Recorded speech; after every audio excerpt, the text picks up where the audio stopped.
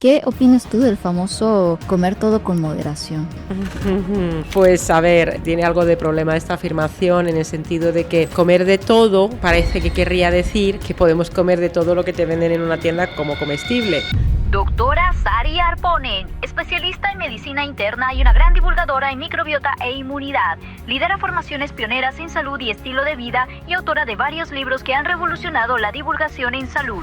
Es importante cuidarnos la microbiota oral porque hay mujeres que tienen problemas de salud intestinal durante 2 años, 3 años y no mejoran. Oye, pero si no te tratas la boca no vas a terminar de mejorar el intestino. A partir de la perimenopausia muchas mujeres empiezan con problemas que hasta ese momento no habían tenido, muy relacionados con la microbiota. Es que estoy siempre cansada, estreñida, a ver si voy a tener problema de tiroides. Le hacen la analítica y dicen, no, tu tiroides está bien. Y el rango estándar de laboratorio no refleja bien lo que realmente está pasando en tu tiroides. Esto de las analíticas me vuela la cabeza, ¿eh? Sí. Porque te haces unos análisis que te dicen una cosa y al final tampoco te da una perspectiva real de lo que te está pasando. Bueno, los análisis te dan un rango de, vamos a decir, no morir Ya. o de no enfermedad abierta, pero no necesariamente de salud óptima. Muchas veces se ha transmitido la idea de que los anticonceptivos hormonales se toleran bien y no dan efectos adversos. Yo, que en su momento tomé anticonceptivos hormonales, si hubiera sabido las cosas que sé hoy, yo no las hubiera tomado.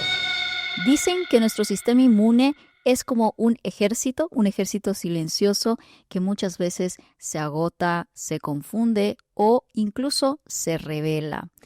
Lo que no sabes es que también muchas enfermedades que incluso no tienen diagnóstico pueden tener una solución que puede ser apoyada por nuestra microbiota, ese universo interno que vive dentro de nosotros y que puede ayudarnos a recuperar nuestra salud. Hoy tenemos una invitada muy especial y muy reconocida en este ámbito, así que es un honor tenerla en esta sala. Y ella es Sari Arponen, que nos va a dar un contexto y una explicación simple y a la vez profunda de cómo nuestro sistema inmune está muy relacionado también a nuestra microbiota. Bienvenida, Sari, a Lo Grande Podcast. ¿Cómo estás? Muchas gracias, pues estoy encantada de hablar aquí sobre estos temas que, si hablo sobre ellos tanto, es porque sus desequilibrios afectan a muchísima gente, sobre todo también muchas mujeres con el tema del sistema inmunitario, ¿verdad? Porque las enfermedades autoinmunes, por ejemplo, son más frecuentes en las mujeres. Muchas mujeres sufrimos también más por problemas de la microbiota, como luego podemos hablar sobre el SIBO, esa alteración de la microbiota en el intestino delgado. Y es una pena que muchas mujeres, sobre todo también los hombres, van peregrinando de consulta en consulta con problemas de salud, pasándolo mal y se dice, pues estás estresada, relájate o tus análisis están bien, no tienes nada. Entonces para mí es importante divulgar esta información porque a partir de esa información puedes tomar acción. Me parece para mí este tema brutal y que de hecho nunca lo habíamos tocado, si bien muchas veces en muchas entrevistas hemos tocado temas de microbiota, pero no cómo nuestro sistema inmune también influye en eso y cómo se altera en función a la microbiota, ¿no? Y una de las cosas que en algunas entrevistas que te he escuchado hablar era el concepto de esto de las defensas bajas, ¿no? O sea, ¿qué hemos entendido, qué no hemos entendido bien acerca de estar con nuestras defensas bajas que nos está alterando aún más en cuestión de salud? Pues muchas veces se habla de ese concepto de defensas bajas pensando que cuando, por ejemplo, tenemos lo típico que es invierno y pasas por muchos catarros o por muchas gripes, y sabes, esto es cuando coges una gripe, dices, es que cogí la gripe y me duró 6 semanas, que no la terminas de soltar. Entonces las personas dicen, tengo las defensas bajas. Es verdad que esa situación no es óptima, pero yo que he hecho mucha medicina hospitalaria, el concepto de defensas bajas es un concepto bastante más grave de, pues por ejemplo, una inmunodepresión severa porque alguien tenga una infección por VIH muy avanzada, o porque está con una quimioterapia, o porque tiene un trasplante y toma fármacos para de verdad bajar el sistema inmunitario.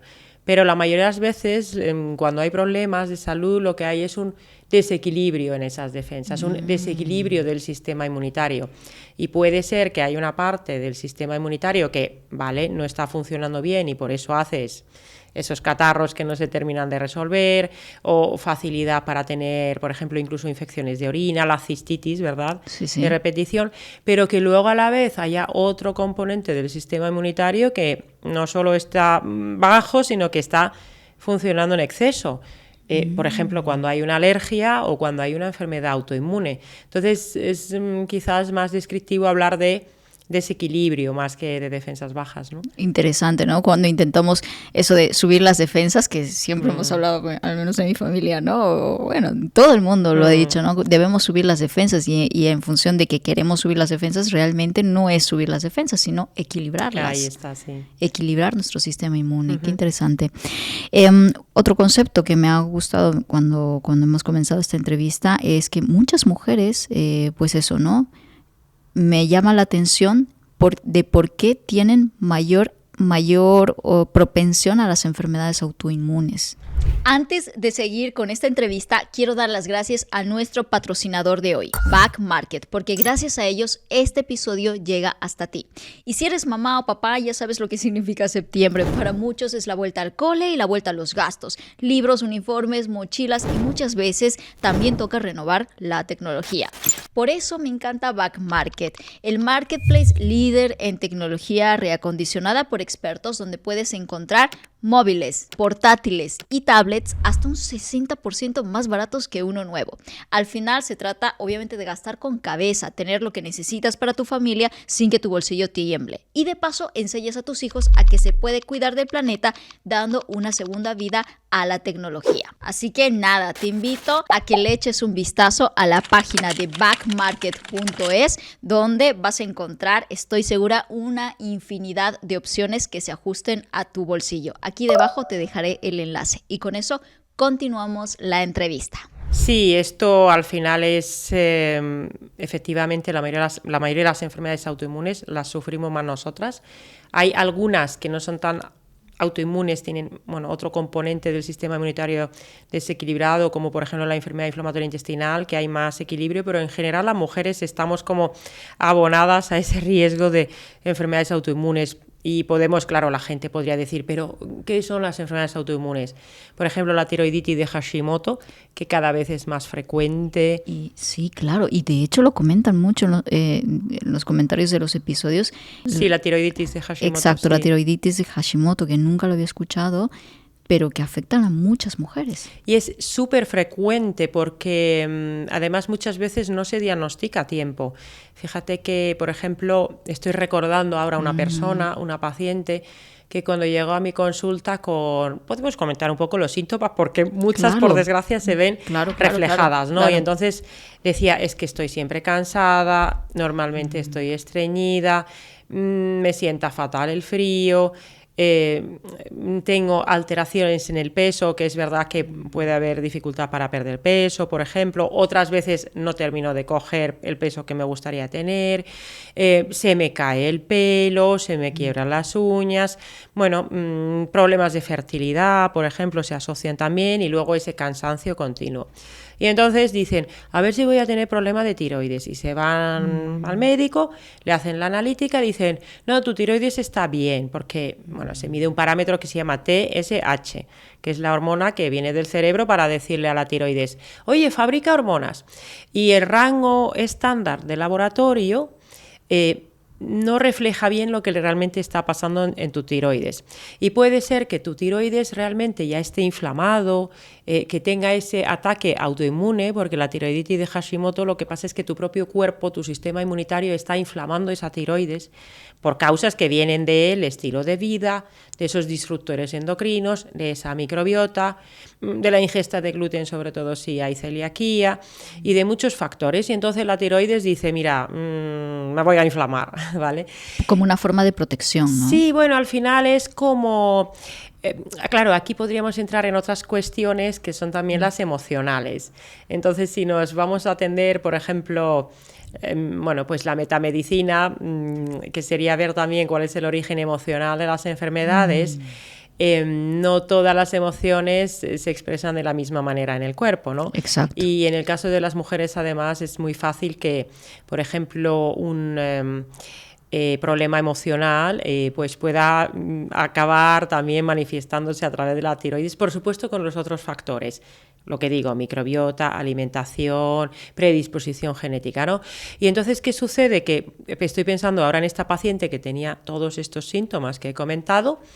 Y claro, yo luego revisé sus analíticas de 20 años atrás y ella llevaba con su tiroides mal por lo menos 20 años. Por lo menos 20 años.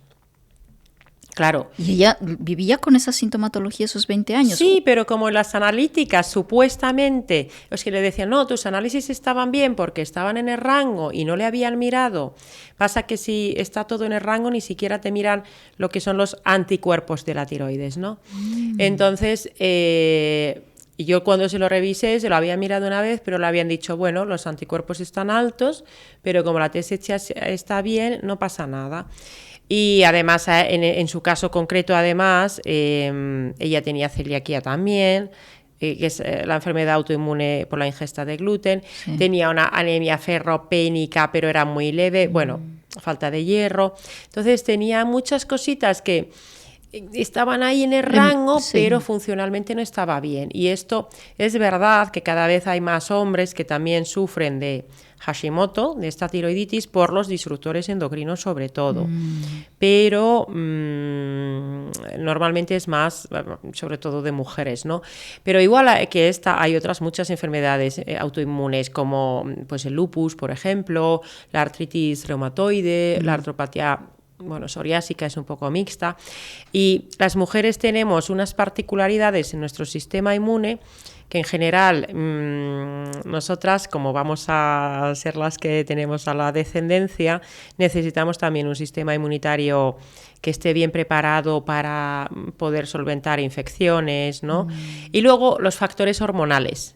Los factores hormonales hacen que nuestro sistema inmunitario funcione de una manera particular. ¿No? La testosterona, que aunque tenemos que tener testosterona, y de hecho en la perimenopausia la testosterona suele estar baja y no la suelen mirar, y una testosterona baja no nos viene nada bien en la perimenopausia tampoco, pero la testosterona es un poquito... No es que te suprima, no es que te inmunodeprima, pero sí que calma al sistema inmunitario. Y claro, nosotras tenemos estrógenos, progesterona y además la prolactina, todo lo que tiene que ver con la lactancia, que también interviene en el sistema inmunitario. Entonces, además, nuestro sistema inmunitario pues va fluctuando a lo largo de la vida. Por ejemplo, el embarazo, tanto durante el embarazo como después del embarazo y con la lactancia, son momentos particularmente sensibles y ahí podemos tener cambios en nuestro sistema inmunitario que pueden hacer que empeore o que mejore una enfermedad autoinmune. Y luego está, lógicamente, la perimenopausia y la menopausia, que ya todo se vuelve un poco loco, ¿no? ¿Cómo se transforma nuestro sistema autoinmune? Primero hablemos durante nuestro ciclo menstrual. Me imagino que cambia de alguna manera. Sí, cambia. Lo que pasa es que, mira, la medicina y la ciencia en general se ha hecho mucho por los hombres a lo largo de la historia y pensando mucho en los hombres, pensando en medicina, ¿verdad? Por ejemplo, esta mirada, esta perspectiva de sexo, de género, que no es lo mismo, pero bueno, para que nos entendamos, del que habla, por ejemplo, la doctora Karma Valls, ¿no? Ella habla mucho sobre cómo, por ejemplo, cuando se investiga un fármaco, ¿no? Se hacen ensayos clínicos para un fármaco, hay muchos ensayos clínicos que hasta hace poco, porque ahora ya se tiene más en cuenta que esté más equilibrado el número de hombres y mujeres, pero muchos fármacos se han investigado teniendo en cuenta a los hombres. ¿Y por qué?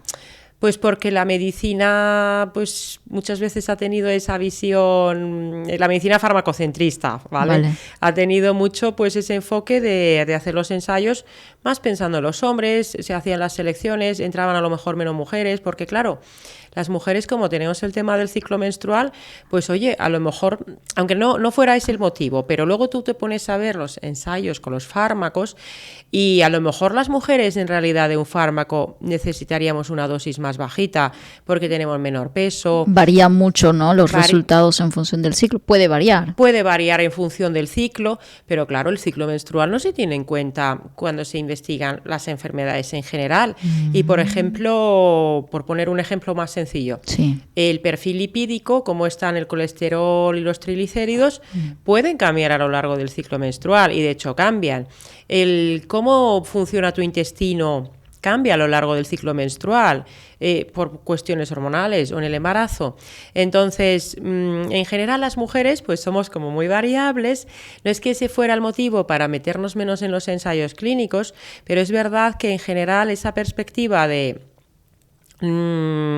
tener a los individuos del sexo masculino que están más estables hormonalmente, y si están más estables hormonalmente, pues tienen todos los parámetros más estables. Ya lo dice alguna divulgadora como Chusha Sanz, por ejemplo, que dice que el ciclo menstrual es un signo vital más.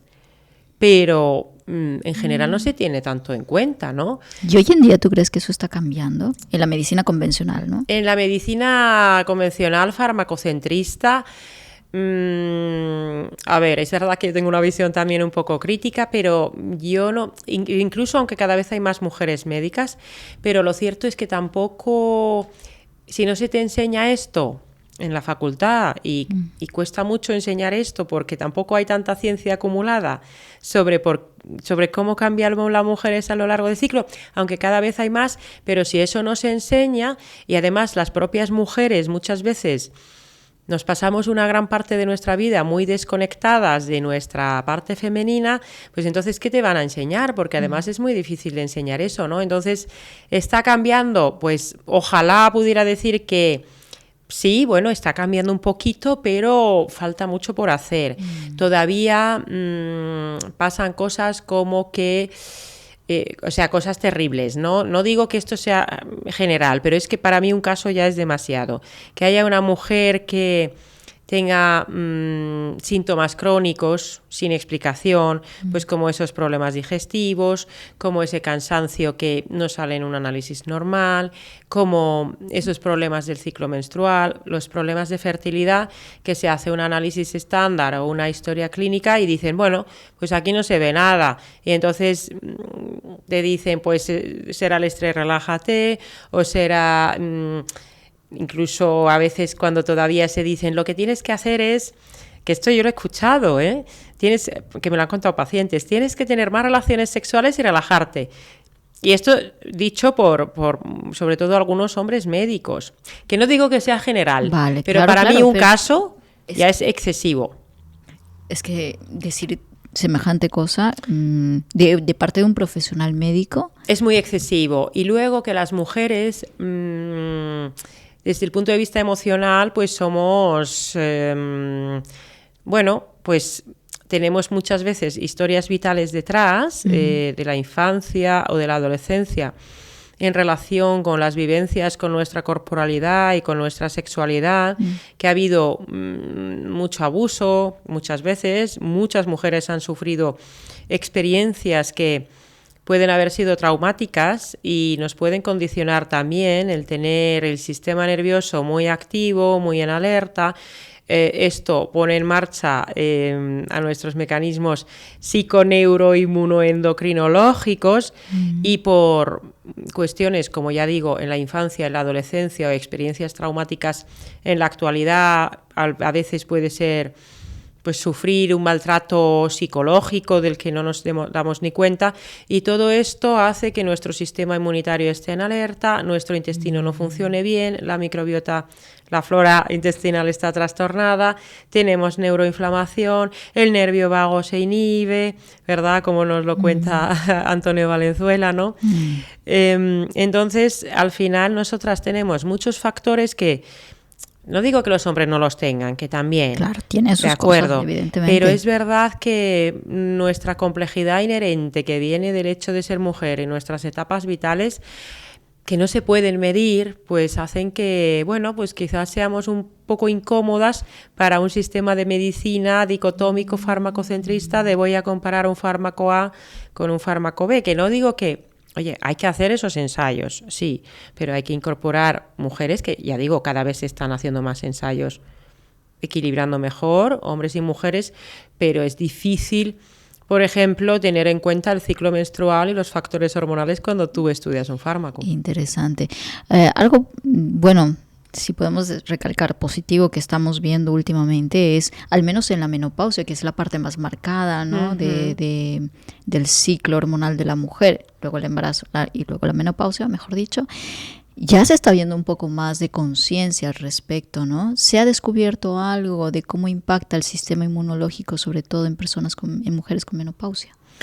Bueno, es más bien que la menopausia o la perimenopausia influye sobre todo en el sistema inmunitario, pero es verdad que a partir de la perimenopausia, sobre todo a partir de los 40 años, muchas mujeres empiezan con problemas que hasta ese momento no habían tenido, muy relacionados con la microbiota, porque hay una relación multidireccional, es decir, la microbiota influye en las hormonas influyen en la microbiota, el sistema inmunitario influye en ambos sentidos y viceversa. Y pasa, por ejemplo, por decir un ejemplo concreto, ¿no?, que se va a entender mejor, los problemas de exceso de histamina en las mujeres que empiezan a aparecer a menudo a partir de los 35 o 40 años están muy relacionados con cuestiones hormonales.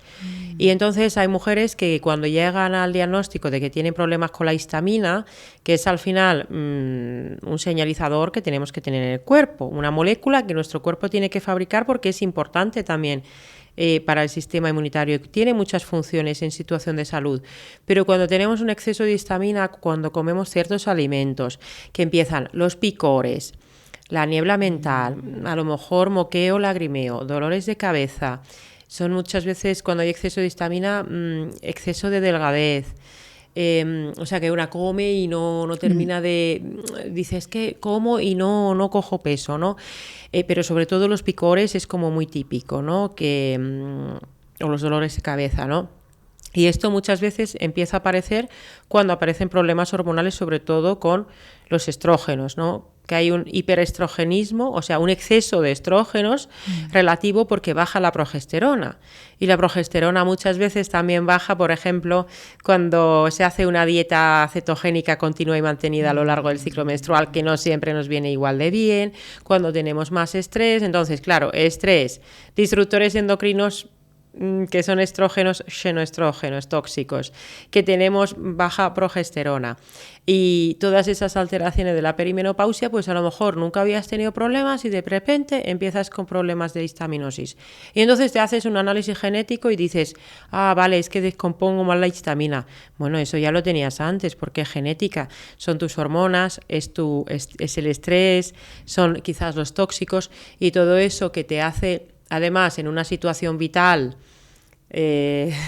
complicada por la pareja, por los hijos o no hijos, porque quizás no has podido tener hijos, porque no te diagnosticaron una autoinmunidad, que esto es terrible también, ¿no? Que quieres tener hijos y tienes un problema de fertilidad y no te han diagnosticado a lo mejor una enfermedad autoinmune. Entonces se te mezcla todo y llega una edad en la que dices, ¿qué me ha pasado ahora? Para que de repente parece que mi cuerpo ya no me acompaña, ¿no? Oye, tu cuerpo te está diciendo, presta atención porque hay cosas que tienes que cambiar, ¿no? Wow. ¿Cómo entonces comunicaríamos realmente o cómo se relaciona nuestra microbiota con nuestro sistema autoinmune? ¿Qué función cumple cada uno y cómo se complementan? Bien, la microbiota... Yo siempre me gusta recordar que el intestino, desde el punto de vista de la microbiota, empieza en la boca. Entonces tenemos la microbiota, la flora, todos esos microorganismos en la boca. Una parte también pasa al intestino, luego tenemos la del intestino. Es la primera barrera de defensa del cuerpo, ¿no? Bueno, por supuesto junto a la piel, ¿no? Y todo lo que comemos pasa por ahí. Y además de eso, esos microorganismos que uno podría pensar, bueno, pues si mi sistema inmunitario puede captar virus y bacterias que son malos, que producen infecciones, ¿por qué no reacciona frente a esa microbiota que al final son bacterias, que son virus, que son hongos? Entonces, cuando somos bebés, ya nos programamos para que frente a los microorganismos amigos, las bacterias amigas, que son beneficiosas, que cumplen muchas funciones, nuestro sistema inmunitario diga, estos son amigos, contra estos no me tengo que rebelar. Y entonces ya se produce esa modulación, esa regulación del sistema inmunitario por parte de esos microorganismos buenos, ¿no? Y hay como un estado de calma tranquila. ¿Qué sucede? Que esa regulación, en el momento en el que se trastoca la microbiota, ya deja de funcionar bien. Y esa microbiota, si está desequilibrada y bajan las bacterias más beneficiosas y suben las que pueden ser malas cuando están en exceso, pues el sistema inmunitario dice, aquí hay un desequilibrio, no es lo que yo aprendí que está bien, y entonces el sistema inmunitario lo más frecuente es que pueda producir una inflamación del cuerpo, que a veces puede manifestarse también digestivamente en forma de hinchazón, de malas digestiones, pero es una inflamación que al final está detrás de la mayoría de las enfermedades más crónicas o persistentes, como son las autoinmunes, como son las alergias, como son los trastornos del estado de ánimo, las enfermedades cardiovasculares, las metabólicas, como la obesidad. Entonces, realmente a través de la inflamación, que por supuesto tiene otras causas, la inflamación crónica de bajo grado, sobre todo, que en parte se va a producir por la disbiosis, por el desequilibrio de la microbiota, pues están ambas cuestiones, la inflamación y la microbiota, pues muy relacionadas en la génesis de esas enfermedades. Entonces ahora es muy positivo porque antes decíamos, se habla más de por ejemplo, de la salud femenina y cómo hay que tener en cuenta los factores hormonales en la perimenopausia o la menopausia. Cada vez se habla más gracias a grandes divulgadoras que hablan sobre ello, y también cada vez se habla más de la inflamación de la microbiota, ¿no? Entonces, yo creo que, pienso que ya hoy en día, al menos gracias a la medicina integrativa, pero cada vez más también en la medicina más farmacocentrista, ya se empieza a entender que la microbiota, si hay una enfermedad, si hay un problema de salud, la microbiota va a estar alterada, seguro, y que la inflamación crónica de bajo grado que se produce en parte va a ser por esa alteración de la microbiota sobre todo, ¿no? ¿Cómo podemos empezar a regular nuestra microbiota? O sea, ¿qué señales nos da? Bueno, ya hemos hablado aquí de varios síntomas, pero concretas de que nuestra microbiota está empezando a estar alterada. Bueno, si empezamos fijándonos en la boca, que es importante, porque esto lo digo por lo siguiente, hay muchas personas que dicen, vale, ya sé que la microbiota es importante y que muchas enfermedades empiezan en el intestino, sí, pero como hemos dicho, empieza en la boca. Por la boca. Entonces, y la boca es la gran olvidada, ¿eh? Yo es que me gusta mucho hablar de la boca porque hay muchos problemas de salud periodontal, de las encías y del aparato que sostiene los dientes, que también tiene que ver con los factores hormonales. Wow. En el embarazo, por ejemplo, no sé si te suena, pero en España, por ejemplo, se dice que algo así como que cada niño es un diente, cada embarazo es un diente, porque es verdad que se te debilita los dientes. Se te inflama la encía. Las encías se ponen más sensibles, y a lo mejor sangras más, entonces debemos prestar mucha atención idealmente a nuestra salud oral siempre, pero sobre todo también si buscamos un embarazo, porque tener alteraciones en la microbiota de la boca. Hay una bacteria, por ejemplo, muy mala, que se llama Fusobacterium nucleatum, que si la tenemos, que da igual el nombre, pero es una bacteria muy mala que la podemos tener por debajo, en la encía, en la saliva, y por ejemplo se puede asociar a pérdidas fetales, a bajo crecimiento intrauterino, que el bebé se quede muy chiquito,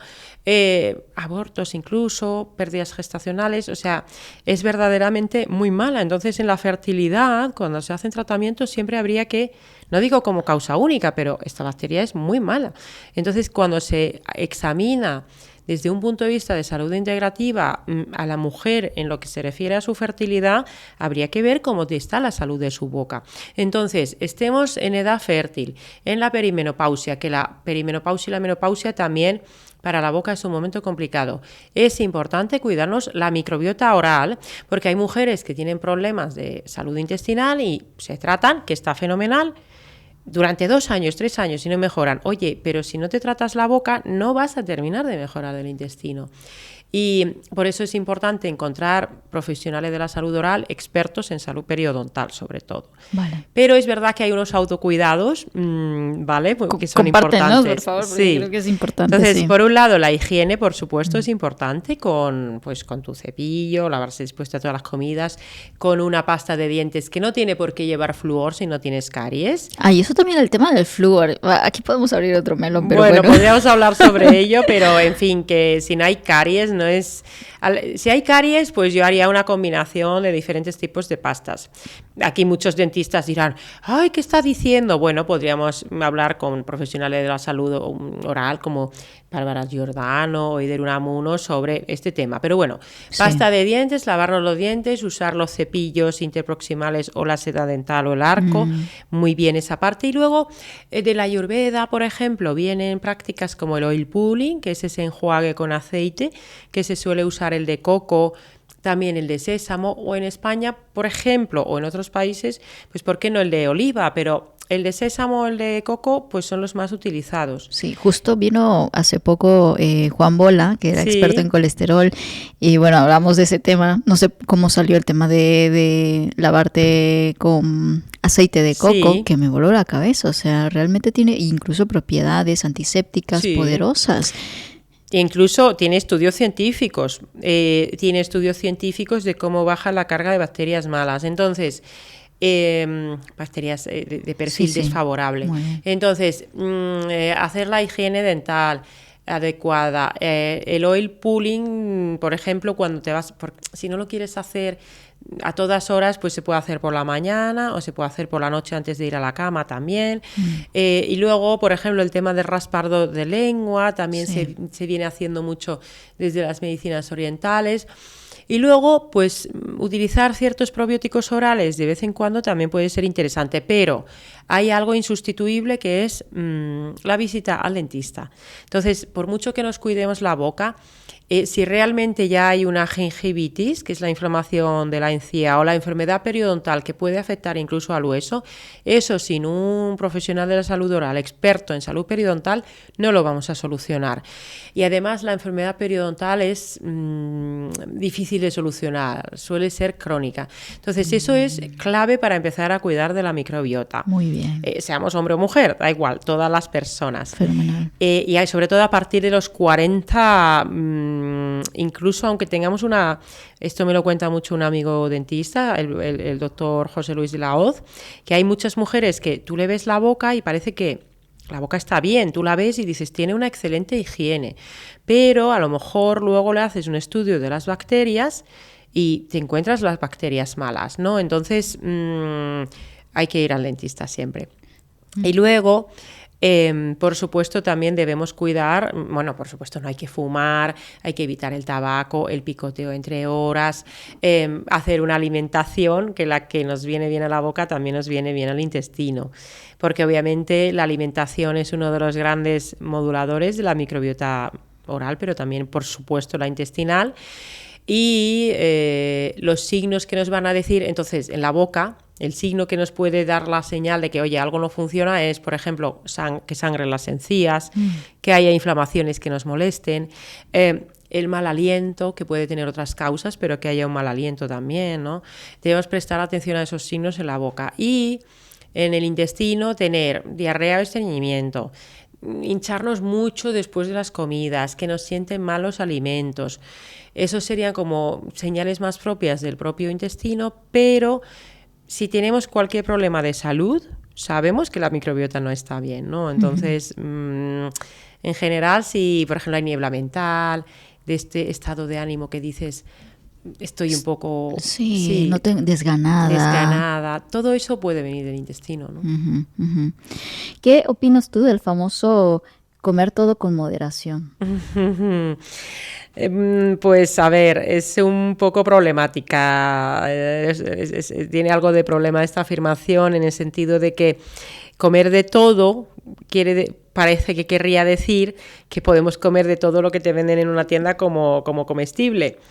Y claro, por ejemplo, los productos ultraprocesados, bueno, pues se pueden vender y los podemos comprar, pero ¿qué quiere decir la moderación? En particular, yo diría que no, productos ultraprocesados no los deberíamos comer, y la moderación debería ser procurar no comerlos, y si de una manera puntual queremos comer algo, pues no sé, que quizás no es tan saludable, pues mejor que sea algo hecho en casa, o yo qué sé, vas a un restaurante y te apetece un postre, pues ¿por qué no? Pero los ultraprocesados que venden en los supermercados o en las gasolineras, que es el típico ejemplo que dice Michael Pollan, no comas nada de lo que se vende en una gasolinera. Eso lo dice Michael Pollan, ¿no? Pero bueno, alguna gasolinera yo he visto ya frutita y sí, y ya empiezan, ¿vale?, a poner cositas. Entonces, de todo con moderación, pues el azúcar tampoco. Las harinas refinadas, bueno, podríamos entrar en una discusión de las harinas, pero no estoy de acuerdo con eso, porque los productos ultraprocesados deberíamos evitarlos en general. En su totalidad, a poder ser. Aquí a veces se dice esto de que... ¿cómo se dice? Es que si estás muy en contra de los ultraprocesados, favoreces o puedes generar la aparición de trastornos de la conducta alimentaria, cuando en general es al revés.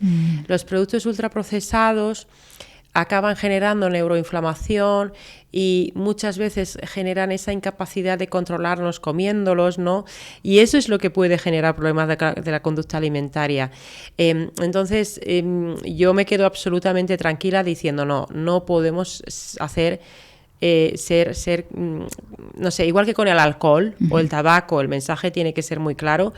Yo considero que con los productos ultraprocesados, como profesional sanitaria, el mensaje tiene que ser: no, evita los productos ultraprocesados porque no te aportan nada positivo. Ahora, que un día te comes un donut, pues oye, si te lo comes y te genera culpa ese día particular, también estás teniendo un problema, ¿no? Pero... eso no. Luego, comer de todo lo que es alimentos reales, verdura, fruta, hortaliza en general, setas, aceite de oliva, huevos, pescado, carne, pues en gran variedad, según tus preferencias personales y tu individualidad. Y aquí entramos de nuevo en que la individualidad de la mujer hace que, oye, a lo mejor en una parte del ciclo mi cuerpo me pide carne roja y el resto de la parte del ciclo no quiero. Entonces, pues no tenemos por qué comer siempre lo mismo necesariamente a lo largo del ciclo o de nuestra fase de la vida. Entonces, ahí sí podemos decir, sí, de todo con moderación, pero no necesariamente todos los días o todas las semanas. O si no quieres comer de algo como carne, pues no lo comas, no pasa nada. Luego ya entraríamos en cuestiones más individuales pues habrá mujeres que de forma natural quizás hagan una dieta más plant-based, más de vegetales, hortaliza, verdura y quizá poco producto animal o nada, ahí hay que buscar bien el balance. Y habrá otras mujeres que digan, pues oye, a mí me va mejor comer más grasa, más proteína animal, y a lo mejor pues depende, todo puede estar bien, pero siendo alimentos reales, cocinados en casa, comidos con conciencia y desde el amor y no desde el miedo, pues ahí sí podríamos hablar ya de la moderación, ¿no? Muchas veces he escuchado que no hay peor cosa que comer con culpa, ¿no? Imagínate más que ese tu permitido de la semana que dices, bueno, mi permitido, ¿no? O una pizza o lo que sea, una hamburguesa que te compras o que lo pides, sí, ¿no? Y encima que no es bueno y encima te lo comes con culpa. Claro, es que si es permitido es porque a ratos está prohibido, ¿no? ¿Verdad? Bueno, incluso una pizza se puede llegar a hacer saludable, una hamburguesa puede llegar a ser... pero claro, depende te lo puedes hacer en casa. Exacto. Claro. Exacto. Que tú puedas controlar la materia prima que traes a tu mesa, ¿no? La carne, de dónde viene, sí. Pues eso, los complementos que vas a usar, el pan que vas a usar, o sea, realmente se puede hacer de hecho, mi marido es fan de las hamburguesas, él ama las hamburguesas, sí. Y yo siempre digo, es que es lo peor del mundo, ¿no? Y él dice, no, pero si lo hacemos en casa, a lo mejor sí puede ser saludable. Y yo, sí. ¿Una hamburguesa saludable? ¿Cómo es eso? Bueno, claro, sí. A mí, por ejemplo, me gusta en particular, y además ya los hay incluso vegetales, para quien no quiere comer animales, quiere opciones veganas. Pero bueno, se puede hacer también con pescado, ya los encuentras, se puede hacer de pollo. Yo cuando los como sin pan, desde luego, porque yo no tomo gluten, yo por mis cuestiones, pero tampoco tomo el pan sin gluten, entonces yo lo como al plato en general. Había, en algún sitio lo he visto porque salió un estudio una vez que decía que si comías hamburguesa y lo acompañabas de aguacate, como que el impacto inflamatorio que se contrarrestaba. Y hay algún sitio que lo he visto que ponen la hamburguesa como si el aguacate fuera el pan. Bueno, te lo comes con... Entonces, pero es verdad que comer las cosas desde el miedo... Y si hacemos las cosas en general desde el miedo, el ejercicio físico, la alimentación, pues es más probable que tengamos problemas, ¿no? Claro. Una pregunta hablando de temas hormonales, ¿tiene algún impacto todos los métodos o los anticonceptivos hormonales, sobre todo sobre nuestro sistema inmune? Sí que pueden tenerlo, pero tampoco es un tema que se haya estudiado muchísimo, ¿verdad? Y sobre la microbiota también lo tienen. Por ejemplo, los anticonceptivos, o sea, hay vías directas por las que las propias hormonas pueden tener un impacto sobre el sistema inmunitario, pero claro, los anticonceptivos hormonales durante mucho tiempo se ha dicho, bueno, tienes esa sábana, ¿verdad? Si alguien ha tenido anticonceptivos hormonales ¿cómo se llama? Bueno, la hoja, ¿no? El prospecto en papel, sí. Es como una sábana enorme y entonces vienen como muchos efectos adversos, pero luego a la mujer se le dice, no, pero esto no tiene efectos secundarios y si tú crees que sí, está en tu cabeza. Cuando realmente, por ejemplo, un efecto, porque siempre se ha hablado más de que quizás puedes tener algo de retención de líquidos o coger peso, que esto es real, pero hay un par de efectos adversos, por ejemplo, de los anticonceptivos de los que no se ha solido hablar mucho. Una es los trastornos del estado de ánimo como la depresión, que incluso los anillos vaginales con liberación hormonal pueden producir depresión. Y otra tiene que ver también con esas alteraciones que puede haber también de la microbiota, ¿no? Y luego los problemas de libido, de deseo sexual. Entonces, muchas veces se ha transmitido la idea de que los anticonceptivos hormonales se toleran bien y no dan efectos adversos, cuando realmente a muchas mujeres sí se los dan, pero ya aprenden a vivir en esa normalidad y como que creen que están así y no lo correlacionan. Pero, por ejemplo, hay pocos estudios sobre estos efectos adversos, ¿no?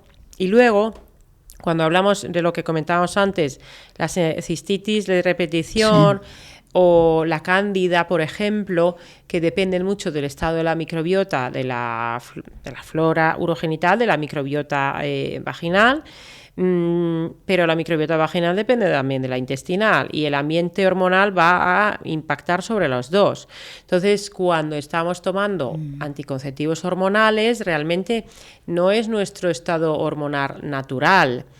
Que nos han dado muchas cosas positivas en cuanto a tener libertad en la regulación de nuestra reproducción, es verdad, pero yo que en su momento tomé anticonceptivos hormonales, si yo hubiera sabido, esto es opinión personal y no digo que no tengan sus indicaciones, pero yo, Sari Arponen, si supiera cosas, o sea, si hubiera sabido las cosas que sé hoy, yo no las hubiera tomado. Wow. O sea, sí, es verdad, porque... Usualmente, claro, cuando hablamos, incluso ahora se venden los anticonceptivos como de baja dosis, ¿no? Sí. Y parece que baja dosis es menos efectos o efecto nulo. A mí me produjo, yo diría que esto es experiencia personal, esto no puedo, o sea, que luego no digan, esto no tiene evidencia. Bueno, muchas veces hay cosas que quizás no tienen evidencia porque no se examinan tanto o porque se minimiza la queja de un síntoma. Pero yo considero que a mí, por ejemplo, a mí me desconectó del cuerpo, digamos, porque claro, el ciclo menstrual, decíamos antes que es que nuestra microbiota cambia con el ciclo menstrual, nuestro estado de ánimo cambia con el ciclo menstrual, cómo rendimos con el ejercicio físico o con la actividad intelectual cambia con el ciclo menstrual, qué nos apetece comer o Bueno, muchísimas cosas cambian con el ciclo menstrual. Claro, tú cuando tomas anticonceptivos hormonales, es verdad que tienes un sangrado, pero no es una menstruación. Claro. No tienes una ovulación. Entonces, no estás en tu estado natural y esa ciclicidad femenina que tiene un poder... que puedes tener un poder incluso creador. No sé si has leído a Miranda Gray, que tiene un libro que, bueno, tiene varios, pero uno se llama Luna Roja, por ejemplo, y habla sobre los arquetipos femeninos en función de, por ejemplo, que tengas la menstruación en la luna llena o en la luna nueva. Y que no somos iguales en cada fase del ciclo. Sí, y claro, eso lo he yo escuchado. no estaba conectada con aquello y además tenía trastornos del estado de ánimo. Pero claro, cuando luego entiendes, dices, vale, es que tenía la microbiota alterada, el sistema inmunitario de manera indirecta por el propio efecto de las hormonas y de la microbiota tampoco estaba bien, no sabía cómo cuando luego empecé a tener el ciclo de nuevo, pues claro, yo estoy ahora, en los últimos años, identificando ahora que, oye, pues en esta fase del ciclo me pasa tal cosa y rindo mejor en el ejercicio físico, por ejemplo, y puedo meter, no debemos entrenar igual a lo mejor en toda la fase del ciclo. Exacto. O comer lo mismo, no debemos hacer ayunos tan largos en según qué fase del ciclo, y en otra fase a lo mejor lo podemos hacer de 2 o 3 días, ¿no? Y entonces a mí, por ejemplo, me produjo pues una desconexión química. De hecho, hay algunos divulgadores que dicen, estos, de hecho se lo he visto más a divulgadores hombres, que dicen, los anticonceptivos hormonales son como una castración química de la mujer. A ver, me parece una afirmación quizás excesiva, que mete miedo de más, porque hay mujeres que necesitan los anticonceptivos hormonales, pero es verdad que bueno, pues hay muchas cosas que no nos planteamos o que no se le plantean a las mujeres cuando se empiezan a utilizar. Claro, aquí la ginecología vamos a decir farmacocentrista, que es fantástica, la medicina farmacocentrista soluciona muchas cosas, pero oye, si una mujer tiene síndrome de ovario poliquístico o endometriosis o dismenorrea, menstruaciones dolorosas o acné, que muchas veces se utilizan no solo los anticonceptivos para estas cuestiones, sino también, o sea, no solo para anticoncepción, sino para todas estas patologías. ¿Qué tal si miramos cómo está su microbiota, cómo está su sistema inmunitario, cómo está su ambiente hormonal de la insulina, por ejemplo, o las glándulas adrenales, cómo está su estado emocional? No lo miramos, somos como... No se mira porque, ojo, en la sanidad pública probablemente tampoco lo podamos mirar, porque se tiene el tiempo que se tiene, son variables muy complejas, hay que hacer una historia clínica que te tienes que sentar 1 hora, hora y media, 2 horas con esa mujer y verlo todo, y tampoco todas las mujeres quieren empezar a mirar todo eso. Dicen, mira, a mí dame la pastilla, y es verdad que, por ejemplo, pueden mejorar de los síntomas de la endometriosis o del ovario poliquístico. Pero claro, cuando tienes, no sé, 18, 20, 25 años, pues empiezas con esa cuestión, y no es hasta que a lo mejor llegas a los 30, 35, 40, cuando empiezas a decirte, oye, pues tengo una microbiota, tengo un sistema inmunitario, soy mujer y tenía una ciclicidad que ahora no tengo. Y entonces, bueno, al final es un crecimiento personal que quizás tampoco lo tendrías de relación con tu cuerpo si no hubieras pasado por las experiencias que has pasado también con los anticonceptivos. Entonces, todo está bien, y incluso aunque tomemos los anticonceptivos no pasa nada, y luego podemos recuperar esa conexión, pero es verdad que a veces bueno, pues tardas mucho en descubrirlo, ¿no? A mí me sorprende que cada vez más mujeres, al menos las personas con las que hablo, están menos pro anticonceptivos. O sea, realmente cuando yo pregunto, ¿qué método estás usando? No lo usan, porque se dan cuenta del impacto que tienen. Claro, creo que ahora todo este tipo de información también nos ayuda a dar como más conciencia del impacto que tiene en nuestro cuerpo, ¿no? Pero es curioso. Menos mujeres apuestan, digamos, por estas alternativas hormonales anticonceptivas? Bueno, quizás sea también porque a lo mejor al final entre nosotras también cada vez hablamos más, gracias a las redes sociales o a podcast, por ejemplo, se tiene más información y hay grandísimas divulgadoras en este ámbito, se sabe más de la microbiota, de la medicina integrativa, o sea, de verdad que hay un movimiento cada vez más a favor de recuperar, bueno, podemos hablar de salud ancestral, de salud evolutiva, de medicina integrativa, todo, claro. Y entonces vemos que hay, bueno, pues otras formas de hacer las cosas que no tiene por qué pasar por una pastilla que oye, la que lo esté tomando. Hombre, por y no supuesto, le dé problema ninguno, esto no es un hate a los anticonceptivos para nada, pero simplemente que seas consciente de cómo cambia tu cuerpo, tus sensaciones internas físicas en función de las cosas que estás usando, y que seas más libre de tomar decisiones, ¿no? O sea, que no sea un médico que te diga, mira, tienes que tomar esto porque esto es lo que hay, no, sino ver tú también qué alternativas tienes. Y que sea una decisión, a ver, es verdad, esto, claro, que al final sea una decisión, si tiene pareja estable, obviamente, si puede ser en pareja, pero al final a quien nos afecta es a nosotras, ¿no? Mayoritariamente. Pero bueno, pues cuando hace falta con una... bueno, a ver, que puede ser un ginecólogo hombre, pero cuando sea con un profesional, una profesional en la ginecología, que te informa, que te acompaña, que puedas resolver todas tus dudas, que se tenga en cuenta el tema de la microbiota, pues todo genial. El sistema inmunitario...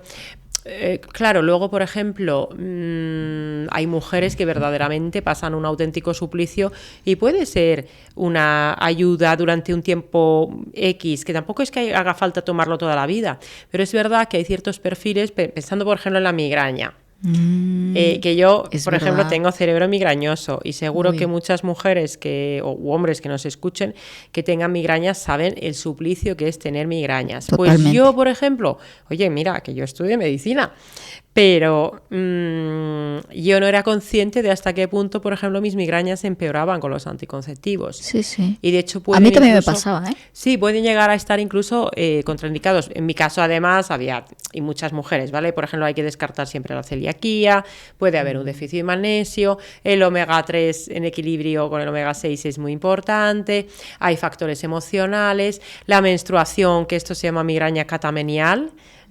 Pues, por ejemplo, si tienes déficit de vitamina E o de zinc, puede aparecer con mayor frecuencia la migraña en asociación con la menstruación.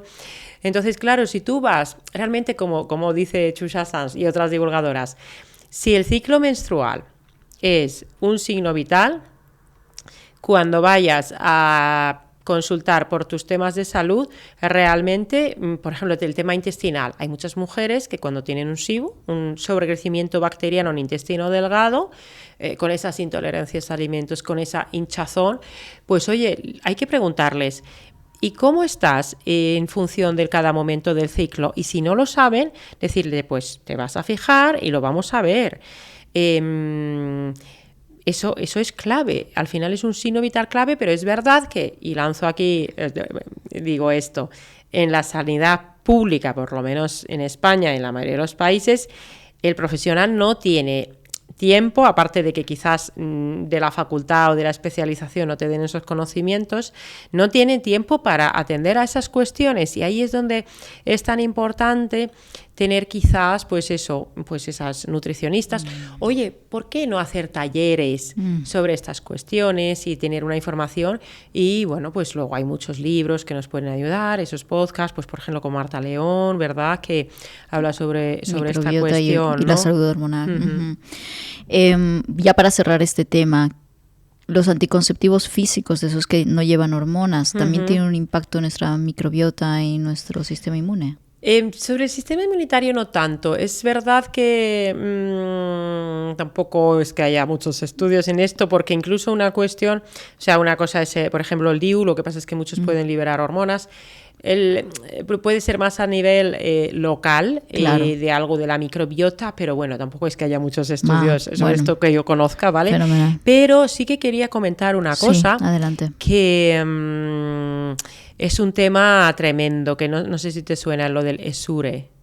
No. Que esto era como una especie de dispositivo fijo que se ponía en las trompas de falopio, que como que los fibrosaba, ¿de acuerdo? Y era un tipo de método de esterilización permanente, anticoncepción permanente. Vale. Uh-huh. Y esto al final es un cuerpo extraño que se introducía en el cuerpo. Y muchas mujeres empezaron a tener problemas de todo tipo y síndromes incluso autoinmunes a raíz de la colocación de estos dispositivos. Y esto por parte de la medicina, del sistema más convencional, ha costado mucho llegar a reconocerlo. Y de hecho hay mujeres hay plataformas de afectadas por el ESURE, porque luego la retirada era extremadamente difícil, porque eso se queda con todo fibrosado. Wow. Y hay muchas mujeres que se han quedado afectadas por este tema, igual que saltó hace unos años el tema del Agreal, que era un fármaco que se daba a mujeres en la menopausia, que también tuvo terribles efectos adversos, y al menos en Francia creo que fue donde se ha llegado a indemnizar a las mujeres, ¿no? Entonces, todo lo que es externo al cuerpo, si es permanente, como es el ESURE, bueno, pues al final el DIU se ha utilizado, no el DIU en sí, pero antiguamente se utilizaba, por ejemplo, introducción de alguna cosa, o sea, esto en mujeres humanas, la verdad es que históricamente no sé si se ha utilizado, pero va a parecer muy bruto esto que voy a decir, pero por ejemplo en las camellas o las dromedarias, los camelleros les metían cosas dentro del útero para que no tuvieran, pues que no se quedaran preñadas en un momento determinado. Entonces el DIU, pues es un método que al final es tener introducirte algo que es extraño, que no tiene por qué dar problemas, pero hay muchas mujeres que le provoca, por ejemplo, sangrados excesivos o calambres. Al final es buscar el método más eficaz y que menos problemas te dé. Pero es verdad que al final es un cuerpo externo, extraño, que se introduce dentro del cuerpo y que algo dentro de que al final en medicina siempre buscas beneficio-riesgo, optimizar el beneficio con el mínimo riesgo, y no hay un método de anticoncepción universal óptimo para todas, sino que cada una, según la fase de su vida en la que esté y hasta qué punto puede correr con un hipotético embarazo, porque la eficacia del método no sea quizás tanto, ¿no? Entonces lo que sí que es verdad es que los anticonceptivos hormonales son muy eficaces, ¿no? Entonces, los externos, pues quizás el diafragma con un gel espermicida, por ejemplo, pueda ser, como es transitorio, una opción. El preservativo, por supuesto. Claro. Pero claro, aquí es ya, fíjate, pues muchas veces se dice el preservativo, que los hay también femeninos, pero allá muchas veces dice el hombre, es que no lo siento igual. Ya, pero es que me estás cuidando a mí si utilizamos el preservativo, ¿no? Entonces, el preservativo se utiliza al menos desde el tiempo de los romanos, claro, que hacían preservativos con de tela, ¿no? de tripa de cerdo. Eso. Muchas veces. Uh-huh. Pues oye, entre una tripa de cerdo y meterme no sé qué cosa de forma permanente, oye, es látex, ¿no? O alguno hipoalergénico. Pero es verdad que es un tema complejo, ¿no? Siempre va a haber alguna cuestión que puede ser un poco inconveniente, pero ahí está la libertad de cada una de decidir cuál es un Pero vamos mejor al sistema inmunitario, estudios que nos digan, más allá del ESURE, sí, que fue bastante sonado este tema, ¿no? Más allá de eso, el cómo afecta, por ejemplo, un DIU al sistema inmunitario, no he profundizado mucho, pero dudo mucho que haya estudios muy relevantes tampoco sobre el tema. Genial. Pasando de tema, me gustaría que hablemos del sistema linfático, porque muchas veces no se habla mucho sobre la linfa y cómo afecta y cómo está correlacionada con nuestro sistema inmunitario. Sí, no se habla mucho porque tampoco tenemos un método en medicina, no tenemos un método fácil para estudiar el sistema linfático en su extensión. Claro, ¿Sobre qué hablamos cuando hablamos del sistema linfático? El sistema linfático al final son una especie, no son como los vasos sanguíneos, pero también son vasos linfáticos, que son los que drenan, por ejemplo, el líquido que se llama, muchas veces drenan parte del líquido intersticial, que es ese líquido que está entre los tejidos. Debajo de la piel, en la parte... Por ejemplo, debajo de la piel, cuando decimos, ay, es que estoy hinchada, pues es, por ejemplo, eso, en las piernas. Y luego, por ejemplo, en el intestino hay todo un sistema linfático que, por ejemplo, las grasas en gran parte se van al sistema linfático. Y luego tenemos los ganglios linfáticos que mucha gente, pues, no sé, cuando te pones mala de la garganta y dices, ay, me salió aquí un bulto, pues ese bulto es un ganglio linfático que reacciona, es del sistema de defensas, del sistema inmunitario, que ahí hay una gran concentración de células del sistema inmunitario de defensa, sobre todo linfocitos, ¿no? Todo tipo de células, pero linfocitos. Entonces es un gran sistema de, vamos a decir, de drenaje, desintoxicación y de defensa frente a patógenos, frente a microorganismos malos. Entonces, ¿qué sucede? Que no tenemos una prueba que de manera sencilla nos diga cómo está funcionando el sistema linfático. Se pueden hacer linfografías, pero es un método invasivo y no se suele hacer casi nunca en la medicina convencional. Es verdad que hay veces que sí se hace, pero en general no se hace mucho, ¿no? ¿Y qué pasa? Que, por ejemplo, en las mujeres, cuando nos damos cuenta de que, oye, tenemos un sistema linfático que está teniendo problemas, pues el ejemplo típico es en el cáncer en los carcinomas, en los tumores de pecho, de la mama.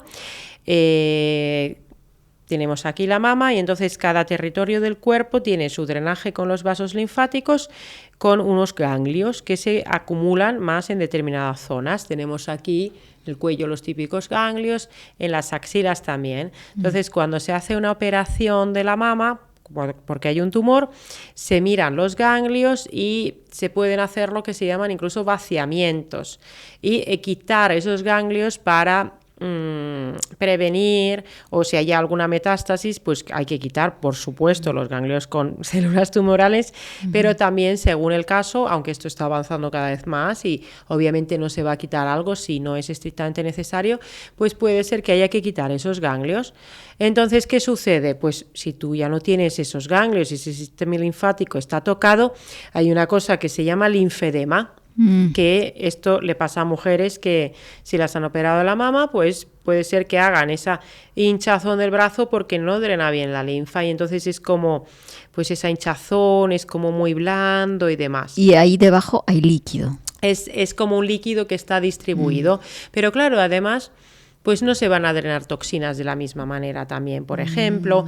Y luego en las mujeres, en particular en las piernas, pues nos puede pasar por cómo tenemos nosotras la distribución del tejido adiposo, por cómo tenemos el tejido conectivo de sostén, que puede ser que, bueno, pues que no drenemos bien del todo y que tengamos esa facilidad.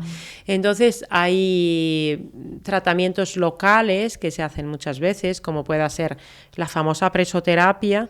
Al final a lo que va dirigido es a ayudar a ese drenaje, ¿no? El drenaje linfático, los masajes, la maderoterapia, que es hacer unos masajes como con unos palos de bambú, ¿verdad? O de madera. Pero es verdad que hay otras cuestiones interesantes como, claro, necesitamos movernos. Nuestro sistema venoso, pero también el linfático, necesita movimiento, necesita que caminemos, que no llevemos ropas muy... Claro, aquí el problema está en que, por ejemplo, si llevamos ropas muy apretadas por aquí, pero vamos sueltas por abajo, pero al final es un pequeño parón. Por ejemplo, las medias de compresión lo que van teniendo es una compresión progresiva. Pero, por ejemplo, si usamos una media que nos aprieta mucho en digamos, la pantorrilla, pero luego no tiene una compresión más abajo, también podemos acumular. Pero aquí el ejercicio físico, el mantenernos activas, no estar todo el día sentadas, es importante.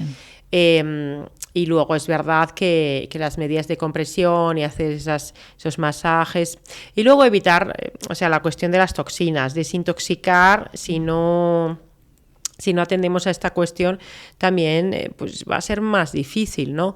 Entonces, es verdad que, por ejemplo, fíjate, me han salido, porque yo sigo en Twitter, bueno, ahora se llama X, a bastantes divulgadores que son, bueno, en inglés, anglosajones de diferentes sitios, y por ejemplo hablan sobre esto que a veces nos levantamos con la cara hinchada y dices, sí, Dios mío, ¿qué pasó? ¿No?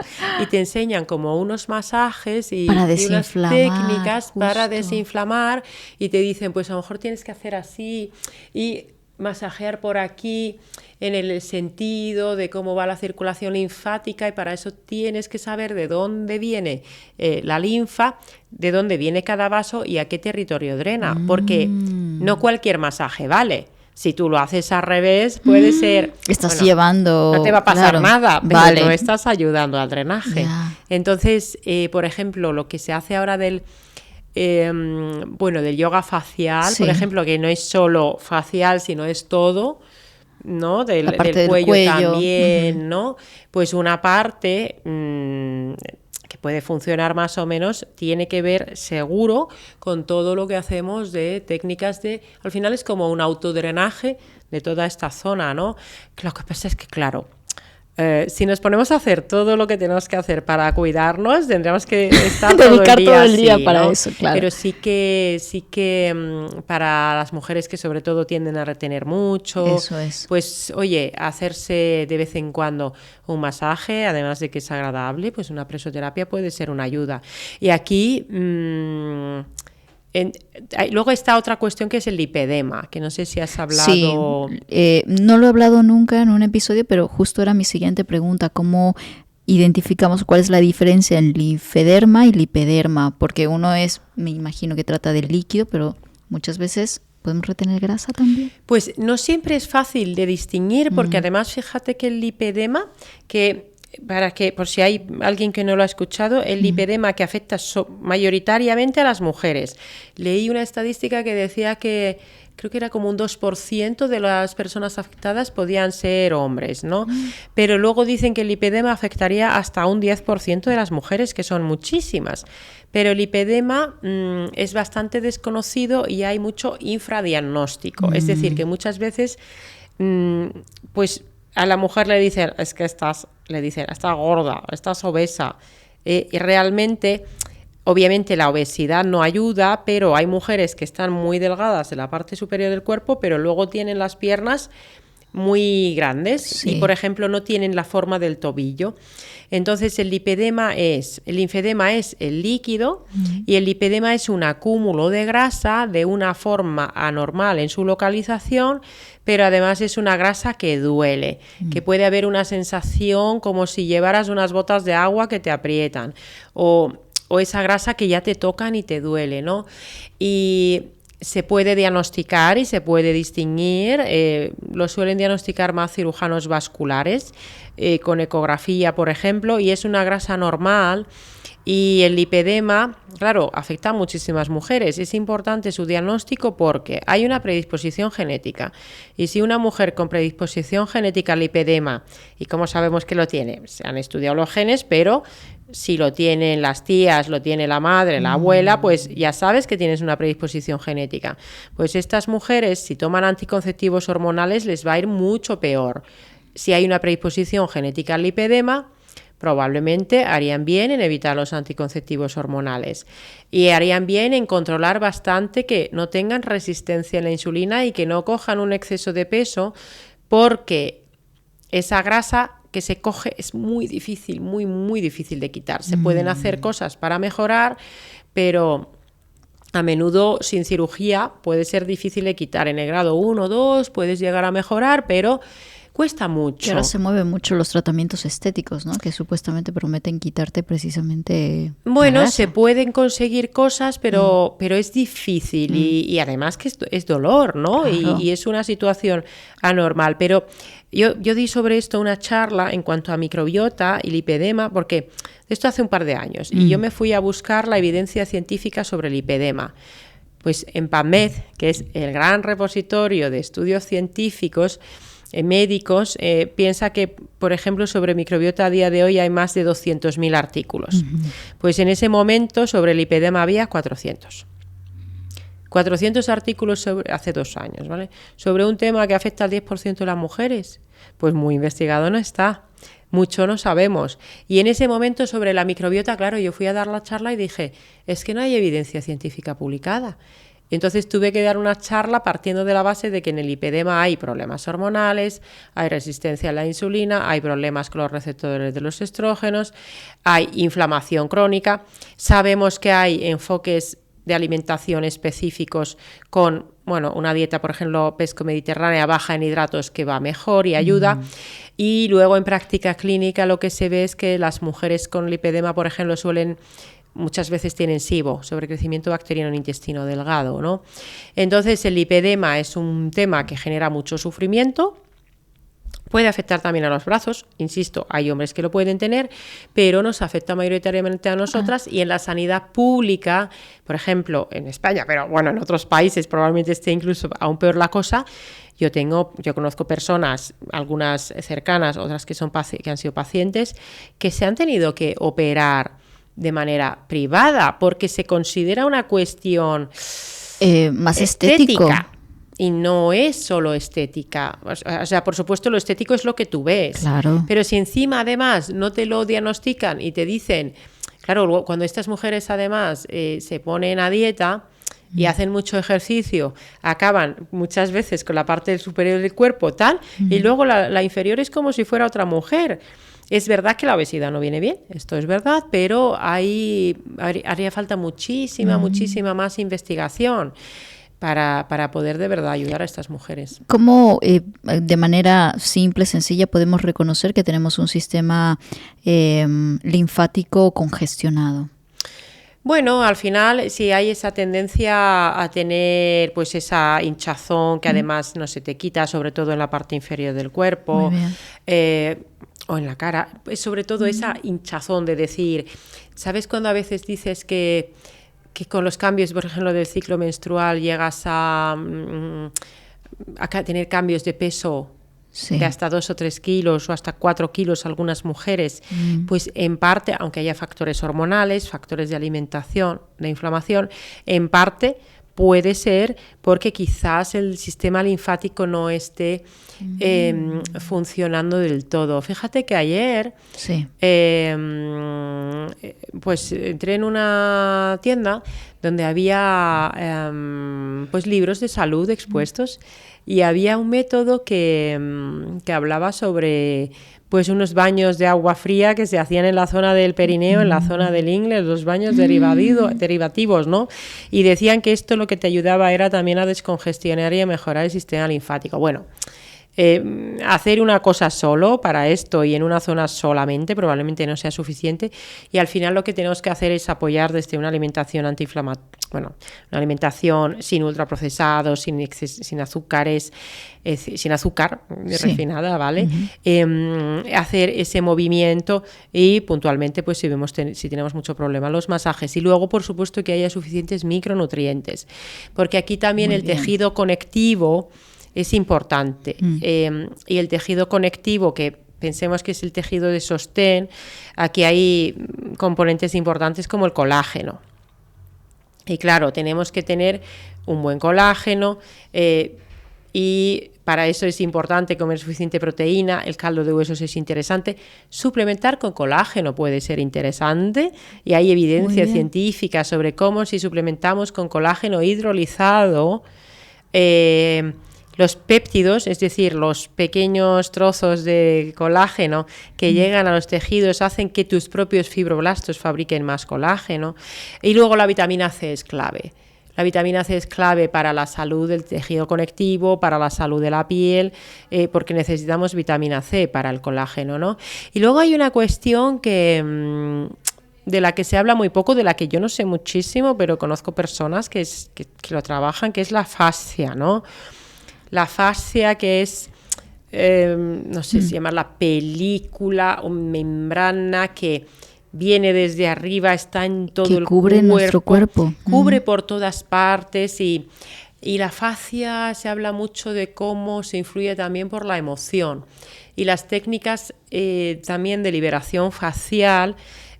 Bueno, por supuesto hay que trabajar también desde lo emocional o incluso lo espiritual, pero las técnicas de liberación facial o miofacial o el trabajo con la terapia manual, por ejemplo, estoy pensando en mi gran amiga Vanessa de Toro, la otra fisioterapia que trabaja con las cadenas musculares y claro, también eso influye, si trabajas las cadenas también influye en la fascia.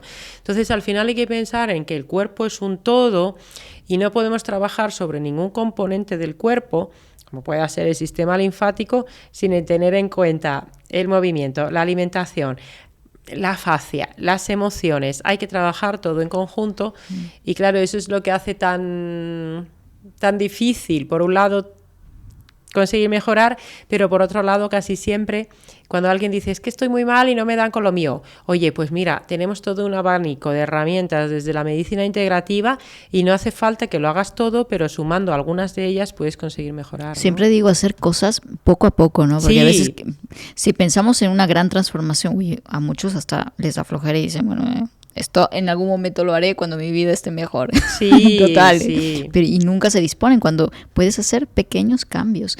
Desde la alimentación, deja de comer ya eso que te hace tanto daño. Y poco a poco ve caminando y tal. No necesitas irte al gimnasio desde ahora, aunque sería lo ideal, sí. Pero no es necesario empezar con eso, ¿no? Siempre pequeños pasos es mejor que no hacer nada. Uh-huh. Si hablamos ahora sí de micronutrientes, que me ha encantado que ya abras este tema. Bueno, has hablado del colágeno, has hablado de la vitamina C. Sin embargo, hoy en día se escucha muchísimo más el déficit que hay hoy en día de zinc, magnesio y vitamina D. Sí. ¿Qué está sucediendo? ¿Por qué está pasando eso?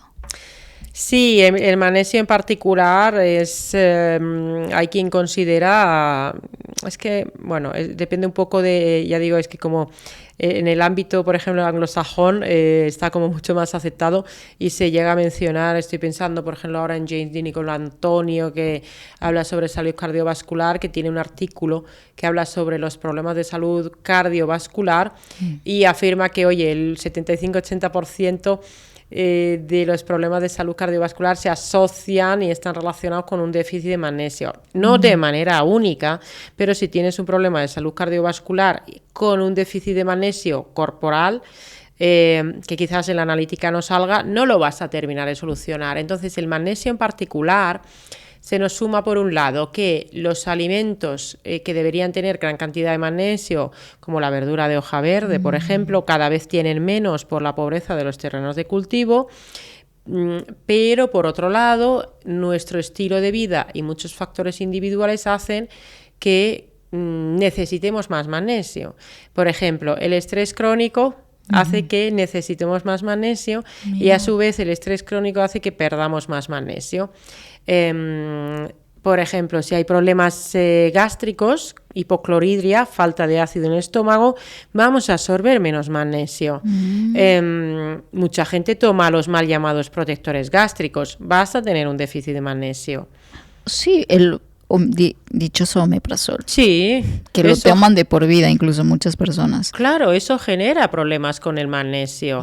Hay, por ejemplo, la osteoporosis tiene que ver muchas veces con un déficit de magnesio y vitamina D3 y vitamina K2 y no tanto con un problema con el calcio. Y a las mujeres que le dan calcio con vitamina D. Sí, sí. Cuando la vitamina D, pues ni tan mal, pero si tú le das calcio, no le das magnesio, no le das vitamina K y hay una inflamación en el cuerpo, ese calcio que le estás dando se va a los tejidos inflamados y no se va al hueso.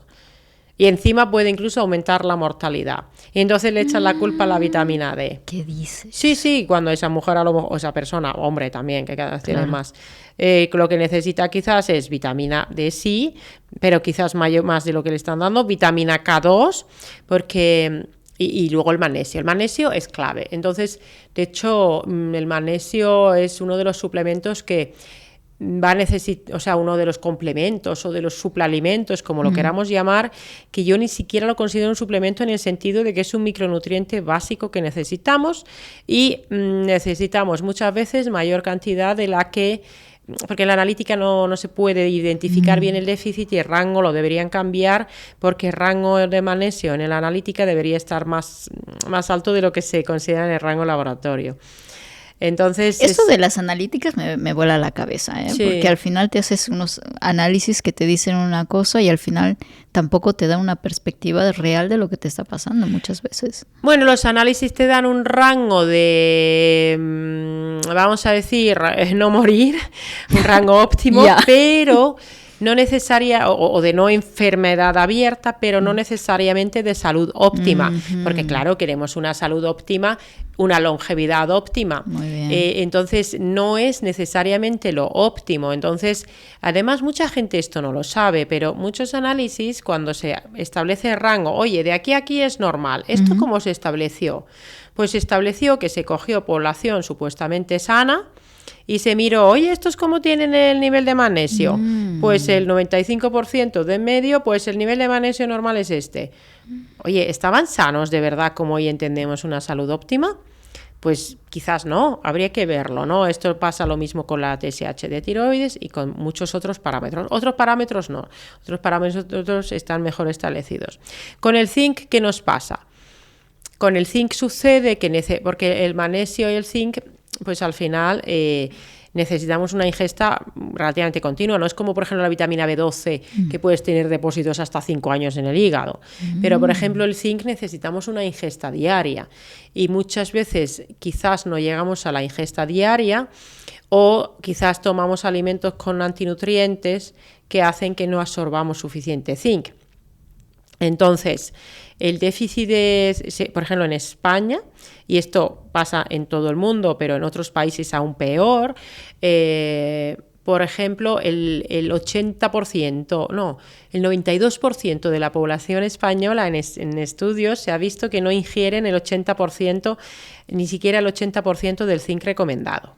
Y el zinc es muy importante para glándulas, por ejemplo, para el páncreas, para el sistema inmunitario, para el intestino. Y no es que vayas a hacer una enfermedad por ese pequeño déficit de zinc, pero no vas a tener salud óptima. Claro. En el mundo sí que el déficit de zinc, por ejemplo, se estima que es responsable de mala salud en muchos niños en países en vías de desarrollo, porque, por ejemplo, les hace a los niños pues estoy pensando en muchos países de África, en zonas más desfavorecidas en Asia o en Latinoamérica, donde el déficit de zinc puede hacer que las gastroenteritis de los niños vayan mucho peor. Y en África, por ejemplo, mueren cientos de miles de niños por gastroenteritis todos los años, ¿no? Entonces, el déficit de zinc a nivel mundial en muchos países es un problema. En países desarrollados es un problema menor, subclínico, ¿no? Pero tu sistema inmunitario no está bien. ¿Qué pasa? Que no es que tengamos que tomar grandes dosis de zinc, porque si tomas un exceso, entra en desequilibrio con el cobre. Con lo cual no es tan fácil como decir, pues ya tomo zinc. Claro. Vitamina D. En teoría deberíamos fabricar suficiente vitamina D con el sol. ¿Qué pasa? Que nos echamos protectores, vamos cubiertos, en verano no salimos tanto y es verdaderamente una pandemia de déficit de vitamina D. Que si nos expusiéramos al sol de manera adecuada, podríamos llegar a tener mejor los niveles de vitamina D, pero claro, luego hay contaminación y no todo el año cae bien, cae con un suficiente ángulo, con un adecuado ángulo o los rayos ultravioleta de tipo B como para fabricar suficiente. Y luego depende también de nuestra piel. Yo que soy de Finlandia, vivo en España, pues en realidad muchas veces no necesito suplementarme midiendo niveles con vitamina D.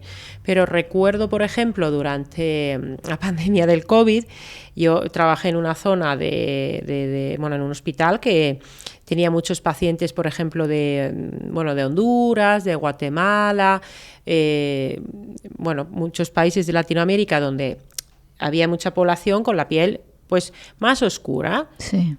Y no absorben igual de bien para fabricar la vitamina D y tenían unos déficits de vitamina D muy importantes. Entonces, hay que ver qué color de piel tiene cada persona, porque si, por ejemplo, y bueno, con mis pacientes africanos era terrible.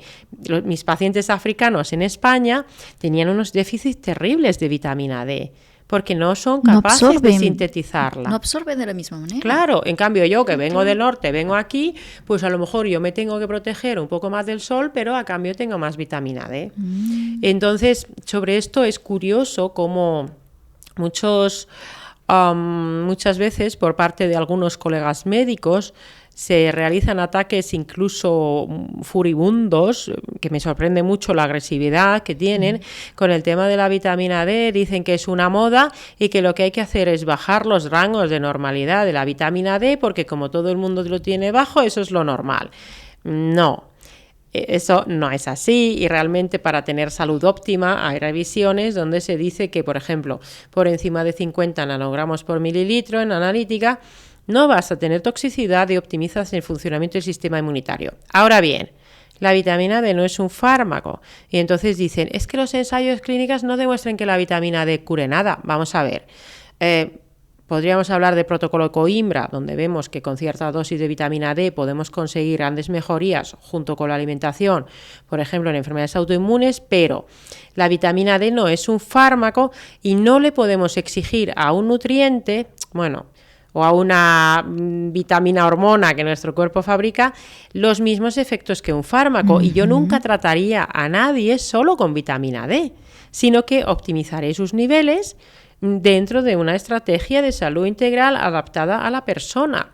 Pero es curioso cómo desde la medicina, o sea, hay gente, porque luego dicen, no, es que esto es un invento de la industria de los suplementos para mirar vitamina D. O sea, no, hay gente que no tiene problemas en pautar fármacos y sin embargo tienen un problema en que se produzca la optimización de un micronutriente. Entonces, es un debate que muchas veces desde el no conocimiento de la nutrición, porque la nutrición no se enseña de una forma integrativa ni en la Facultad de Medicina a los médicos, y muchas veces de manera integrativa a los nutricionistas tampoco. Entonces, estos abordajes más complejos y más completos y de medicina de sistemas no se tienen en cuenta, ¿no? ¿Y qué tan? O sea, me viene ahora a la cabeza, una noticia que escuché el otro día en las noticias, precisamente, que decían a la alerta porque hay como una sobredosificación de vitamina D, que claro, todo el mundo ahora compra vitamina D porque se ha puesto de moda la vitamina D, y que estaban diciendo que más bien habría que controlar y cuidado porque causa muchos problemas. O sea, mi pregunta aquí es, hoy en día, ¿no?, con la dinámica, el estilo de vida que tenemos, ¿qué tan fácil es tener una sobredosis en el cuerpo de vitamina D? Si se hace una suplementación inadecuada de vitamina D, por supuesto que puede llegar a haber una intoxicación, pero ¿qué sucede? Hay un formato de vitamina D que es una vitamina D activa, que se utiliza muchas veces en formato, es el que muchas veces se receta, ¿verdad? Y esa vitamina D, como ya está activa, la respuesta que tiene con respecto a los niveles es un poco errática. No sabemos exactamente qué impacto va a tener en los niveles. Y esa forma de vitamina D sí es más fácil que produzca una intoxicación. Pero tomar vitamina D3, que es la forma que luego nuestro cuerpo va a transformar en la forma activa, según nuestras necesidades, tomar vitamina D3 de manera diaria en vez de las dosis altas de la forma activa, por ejemplo en formato mensual o diario o quincenal, es muy difícil con la vitamina D3 en suplementación adecuada tengamos una intoxicación. Ojo, hay situaciones en las que hay un mayor riesgo, si hay cierta idiosincrasia con algunas enfermedades, una sarcoidosis, algunos errores congénitos en el metabolismo del calcio, de la vitamina D, o ciertos problemas renales, que tampoco con la D3 debería haber problema, porque claro, ahí lo que pasa es que el riñón no lo transforma y se puede acumular la forma no activa, ¿no? Pero utilizando la D3 a dosis adecuadas, sobre todo si lo individualizamos con una analítica sabiendo los niveles, no vamos a tener un problema. Y si no hacemos los niveles utilizando dosis adecuadas y moderadas, tampoco. ¿Qué sucede?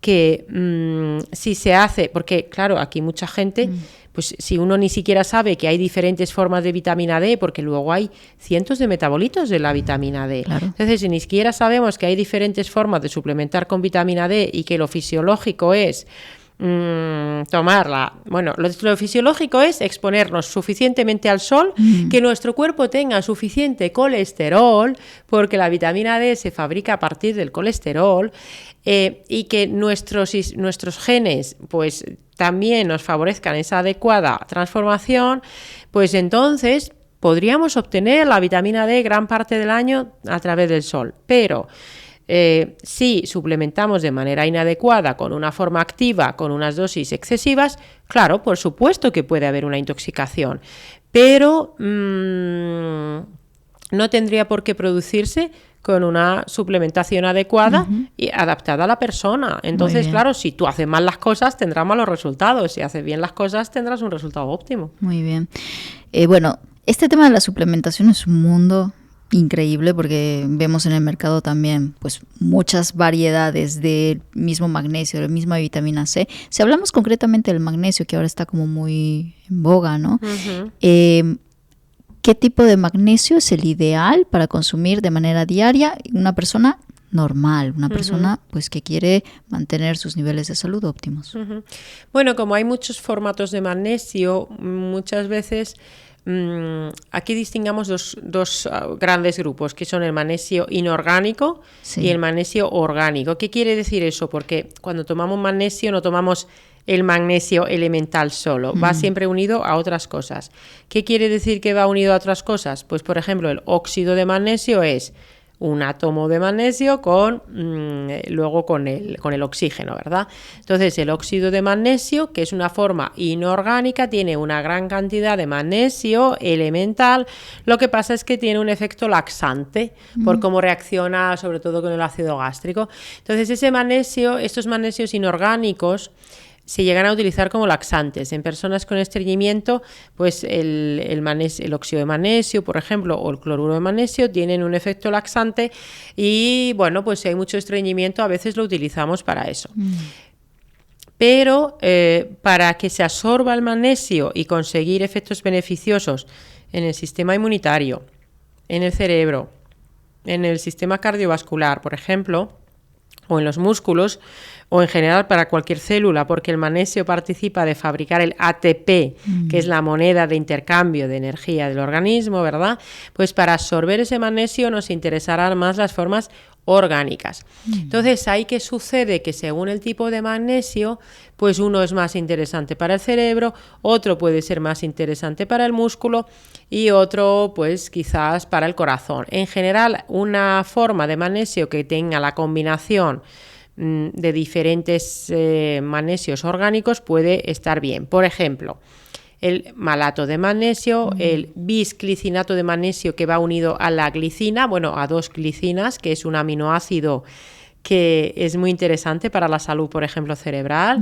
Entonces, bisglicinato de magnesio, el citrato, ácido cítrico, citrato de magnesio, malato, o por ejemplo el acetiltaurinato o el taurinato de magnesio, que el acetiltaurinato, por ejemplo, atraviesa bien la barrera hematoencefálica, ¿no? Vale. O el treonato de magnesio. Entonces, según si queremos un magnesio genérico, pues podemos buscar uno que tenga una combinación, por ejemplo, de un citrato con un bisglicinato, o el malato, por ejemplo, que también es interesante, con el taurinato, ¿no? Entonces, normalmente para un uso general, si es un magnesio combinado, nos puede venir bien. Fenomenal. El más barato, yo, por ejemplo, cuando estaba en el hospital y utilizaba el magnesio, había una forma que era un citrato de magnesio que era pues muy barato, porque mis pacientes del hospital pues a lo mejor no podían coger el magnesio con el bisglicinato, el malato, el taurinato, entonces yo les ponía el citrato, que no es que, porque tiene un pequeño efecto laxante, muchos pacientes estaban estreñidos o estreñidas y entonces me daba como una doble acción de bueno, pues para el estreñimiento ayuda un poquito, no es tan laxante como el óxido del cloruro, pero además, bueno, se me va a absorber y era más barato. Y entonces yo utilizaba muchas veces ese, pero en general yo prefiero las formas combinadas. Muy bien, perfecto. Wow, nosotros damos una mini masterclass del magnesio, que mucha gente lo estaba preguntando también en comentarios en otros episodios, así que por eso también te he aprovechado esta oportunidad. Si hablamos de probióticos y inmunobióticos, ¿cuál es la diferencia entre ambos? Sí, ¿qué diferencia y qué aporta cada uno? Sí, los probióticos son esos microorganismos vivos que sabemos exactamente qué bacteria, o bueno, también hay levaduras, el Saccharomyces, por ejemplo, Boulardii, pero bueno, vamos a hablar de bacterias sobre todo. Muy bien. Que sabemos en el probiótico exactamente qué estamos dando, qué cepa estamos dando, es decir, tiene, como siempre pongo el ejemplo de la raza de perro, ¿no? Sabemos que el perro es un mamífero, que sería pues como pues el genérico, ¿no? Sabemos que es la especie perro, pero luego hay como muchos tipos de perros, pues muchas tienes razas, el pastor alemán, tienes el caniche, etcétera, ¿no? Entonces, en los probióticos son pues todas las bacterias, sobre todo, alguna levadura también, insisto, que pueden funcionar para diferentes cuestiones, y cada cepa o cada especie pues puede tener diferentes utilidades, pues para problemas intestinales, o por ejemplo el Lactobacillus crispatus, que es para salud urogenital femenina, especialmente interesante, o por ejemplo el Reuteri, que tiene estudios para el estómago, y así sucesivamente. Entonces, dentro de los probióticos hay como unas clasificaciones que son, por ejemplo, pues gerobióticos, pues probióticos especiales para mejorar los procesos relacionados con el envejecimiento. Por ejemplo, los oncobióticos, probióticos especiales para tener efectos interesantes en personas que tengan una enfermedad tumoral. Y los inmunobióticos serían los probióticos que nos ayudan a mejorar o equilibrar el funcionamiento del sistema inmunitario. Que este concepto se estableció ya en el 2003, el de inmunobiótico, bueno, por Robert Clancy, un inmunólogo australiano, él hablaba de linfocitos T, pero bueno, el sistema inmunitario. Entonces, ¿todos los probióticos son inmunobióticos porque ayudan a mejorar el sistema inmunitario? Pues prácticamente sí, porque por lo menos a nivel intestinal lo van a hacer, pero hay algunos probióticos que son especialmente inmunobióticas. Por ejemplo, porque los lactobacillus se dividieron en 25 géneros y ahora hablamos de lacticaseibacillus, que son los rhamnosus, los casei y los paracasei, fundamentalmente lacticaseibacillus o lactobacillus casei, paracasei y rhamnosus. Son los inmunobióticos por excelencia. Y también muchas bifidobacterias. Bifidobacterium longum, por ejemplo, que es hay una cepa, bueno, se llama BB536. Vale. Pues es de los probióticos más estudiados desde el año 63 que se descubrió esta cepa, que es buenísima para las alergias, para si uno se vacuna de algo, pues tener el sistema inmunitario un poco más equilibrado, bueno, pues para ayudar a luchar contra muchas infecciones. Entonces, los probióticos que regulan el sistema inmunitario de forma beneficiosa son esos inmunobióticos. Muy claro, bien. Y ahora uno podría decir, ¿y cuál me tomo? Claro, si tú te vas al supermercado y compras, este pone que tiene 20 diferentes. Exacto. Y un montón...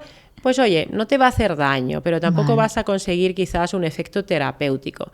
Los probióticos o la microbioterapia al final es un tratamiento, un abordaje que entra dentro de lo que hacemos desde las herramientas de la medicina.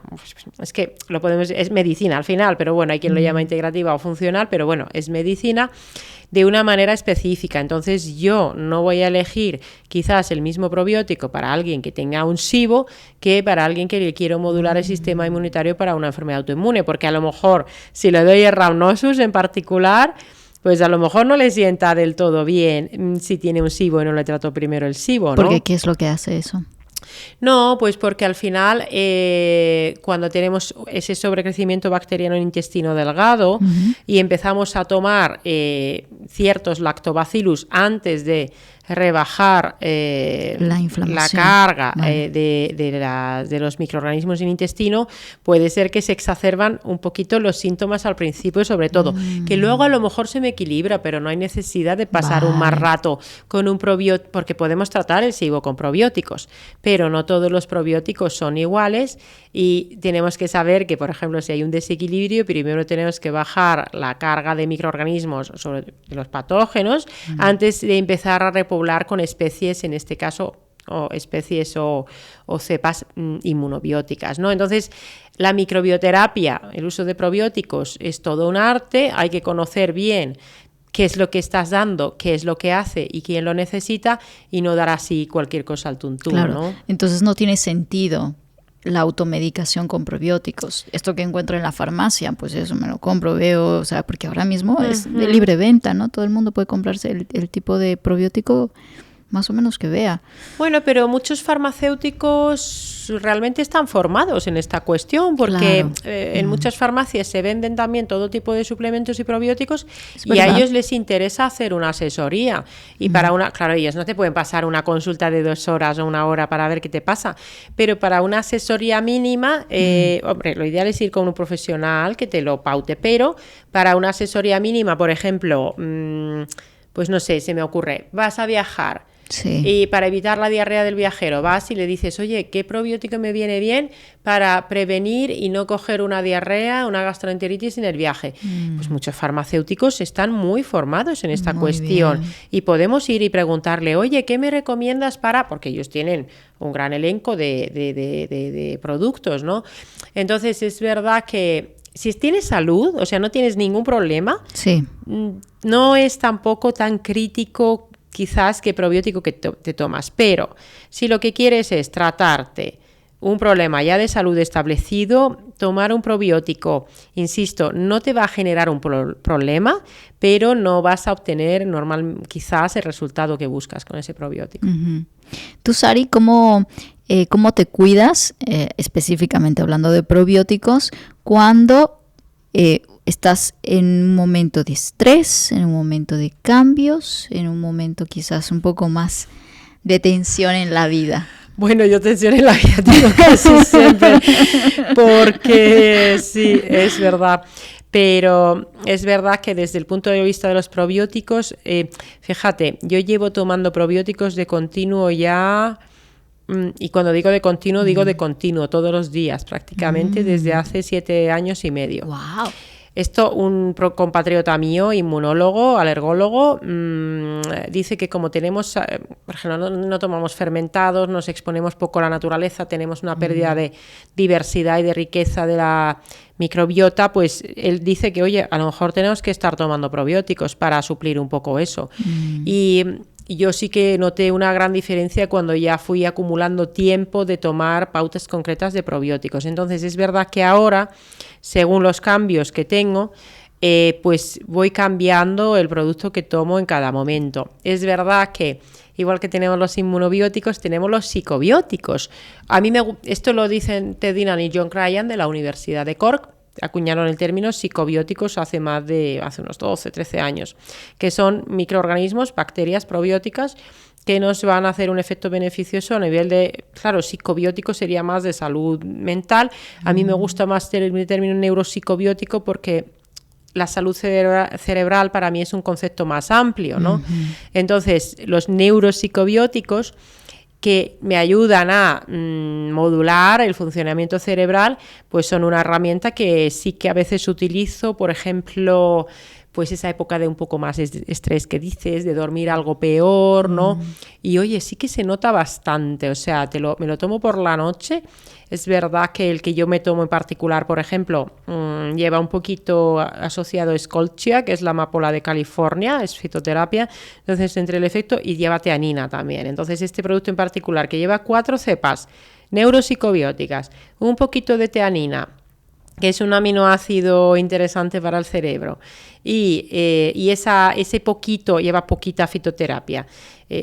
Pues a mí, oye, esos días es como, porque yo en general duermo bien y tomo mi magnesio, por supuesto, y hago mi ejercicio y me alimento bien, pero es verdad que después de tanto tiempo tomando probióticos, yo mi microbiota la tengo ya reguladísima. Pero porque hago muchas más cosas, no solo eso, ¿sí? Lógicamente. Nos tienes que compartir aquí los secretos, claro. Sí, bueno, yo la alimentación, esto es por donde yo empecé realmente, ¿no? Una alimentación adecuada, prebiótica, ¿no? Antiinflamatoria, pero con un punto de flexibilidad. Ahora soy más flexible que hace unos años, que llegué a ser demasiado estricta y esto me generaba estrés. Ya, claro. Porque era como, no puedo nunca comer mamífero. O no como solanáceas, que es el tomate, el pimiento y la berenjena, porque tenía un problema de salud que en ese momento, por ejemplo, el protocolo paleo autoinmune es un tipo de dieta paleo que va por fases, que en la primera fase lleva bastante restricción. Y claro, cuando tienes un problema de salud, pues a lo mejor lo haces, pero es verdad que luego tienes que ir añadiendo y ampliando un poco más. Pero es verdad que en una fase que tuve que restringir cosas que a día de hoy puedo ya comer, por ejemplo, estuve mucho tiempo sin poder tomar ningún lácteo. Y a mí me encanta el queso, por ejemplo, y es un lácteo fermentado, o el yogur.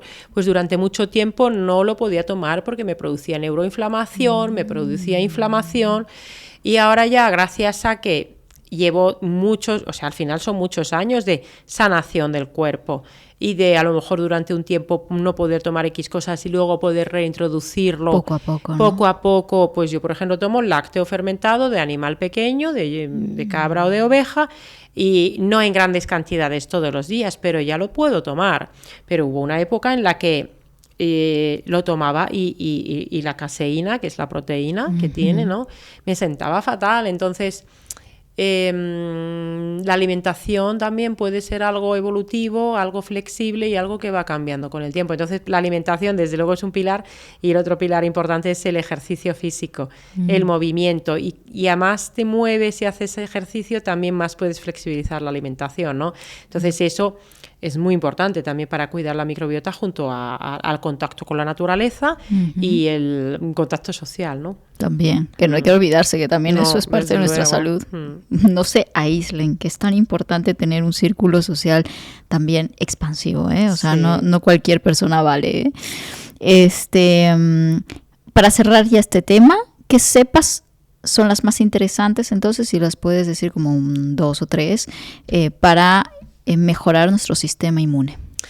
Pues para el sistema inmunitario, el que he comentado antes, el Bifidobacterium longum, BB536, también otras bifidobacterias en general son muy interesantes, porque además las bifidobacterias es que sufren mucho las pobres, porque son muy sensibles al estrés, con el estrés bajan. Si tenemos una dieta baja en según qué tipo de fibras o incluso en lácteos porque no nos sientan bien, también bajan. Entonces son muy sensibles ellas. Con lo cual las bifidobacterias en general normalmente son muy interesantes, ¿no?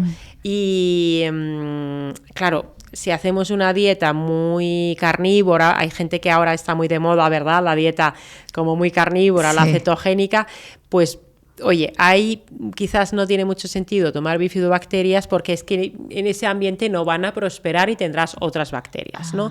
Pero con una alimentación que no sea cetogénica o carnívora, pues sí que nos puede interesar tomar bifidobacterias, porque ya digo, sufren mucho. Y luego las que comentaba, por ejemplo, los Rhamnosus son bastante conocidos y de los más estudiados. El SP1 o GG, por ejemplo, es muy interesante, lo vamos a encontrar en muchos productos. En las mujeres en especial, por ejemplo, hay uno que se llama Lacticacibacillus Rhamnosus HN001, que suena trabalenguas, ¿vale?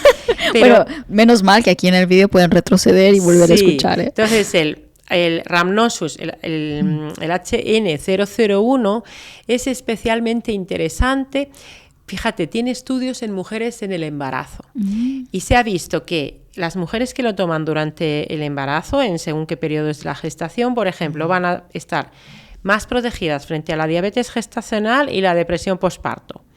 Y a los bebés, a los niños nacidos de esas mujeres, hasta los 11 años de vida, hace que baje el riesgo de generar problemas de atopia y de alergias. Y esto en estudios clínicos. Entonces es especialmente interesante también, por ejemplo, por mencionar una, que luego también pues los Casei, por ejemplo, o luego, por ejemplo, el Paracasei, el LPC 37, por ejemplo, para las alergias va bien, aunque se hizo un estudio que se vio que también es psicobiótica y ayuda a tolerar mejor el estrés, porque un probiótico nunca es que haga solo una cosa, hace muchas cosas. Pero si tuviera que decir así de manera más genérica, que va a ser más fácil quedarse con eso, diría que las bifidobacterias, porque también, incluso aunque haya algo adhesivo, pues normalmente no van a sentar mal. Y por ejemplo, para el estreñimiento, que es muy frecuente, tomar, por ejemplo, magnesio y bifidobacterias, pues puede ser una gran ayuda, ¿no? Magnífico, wow, me quedo con eso. Sari, muchísimas gracias por todo lo que nos has compartido aquí. Creo que nos hemos dejado tantas cosas que podríamos seguir abriendo. Me he dejado con muchas ganas de seguir explorando más. Así que voy a invitar también a la audiencia a que en los comentarios deje esas ideas de qué otros temas podemos abordar también con Sari, que me encantará tenerte aquí en una próxima oportunidad, que nos has abierto un mundo también por descubrir, al menos para mí en lo particular. Pues muchas gracias, estoy encantada y sobre todo pues todo el mundo a estudiar y a cuidarse, pero que el cuidado y el estudio no se convierta en una fuente de estrés más y hacerlo desde el amor a nosotros mismos, ¿no? Y la conciencia sobre tu cuerpo, tal cual. Gracias a ti, Sari. Y a ti que te has quedado hasta el final, ya sabes que me encantará leer en comentarios qué te ha parecido este episodio, cuáles han sido tus mayores aprendizajes o dudas también que han surgido a partir de esto. Y ya sabes que hagas lo que hagas, siempre hazlo a lo grande, incluso, como he dicho muchas veces, cuidar de ti. Nos vemos hasta la próxima. Adiós. Muy bien.